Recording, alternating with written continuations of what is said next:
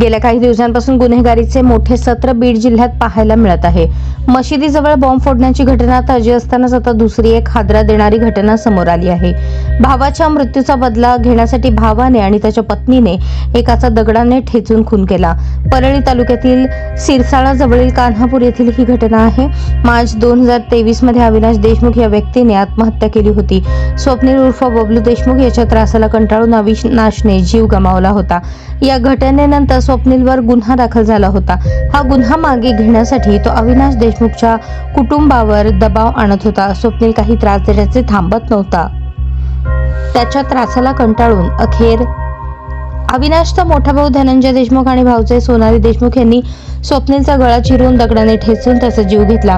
ज्या झाडाला अविनाशने गळफास घेतला त्याच झाडाखाली त्या दोघांनी मिळून स्वप्नीलला संपवले. ऐन गुढीपाडव्याच्या दिवशीच ही घटना घडल्याने बीड जिल्ह्यात पुन्हा एकदा वातावरण तापले आहे.